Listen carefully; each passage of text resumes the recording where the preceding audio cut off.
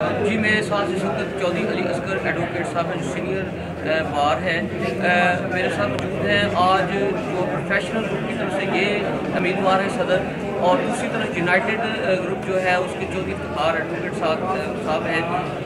अब हमारी इनसे बात होती है कि वो कितने मार्जिन से जो है ना वो इलेक्शन विन करेंगे, मुखालिफ को शिकस्त देंगे, उनकी कितना यकीन है कि मार्जिन से जीतेंगे। तो अब चौधरी अली असगर साहब से बात करते हैं कि जो सब बताइएगा कि आप क्या असेसमेंट है कामयाबी के हवाले से, कितना उम्मीद है, इस हवाले से बताइएगा। बिस्मिल्लाहिर्रहमानिर्रहीम।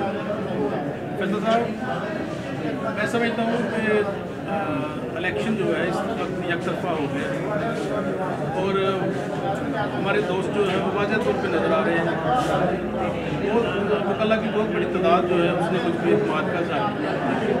मैं समझता हूँ कम अज़ कम 20-25 वोट की जो है इंशाअल्लाह ताला मार्जिन से हम जीतेंगे।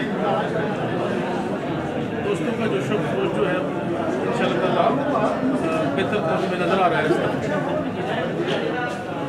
जी, जैसा कि आपने सुना कि मुकाला का तांता भी बंधा हुआ है और चौधरी अली असगर साहब का कहना है कि बार को लेके चलेंगे और 20 से 25 वोट लेकर मुखालिफ को शिकस्त देंगे।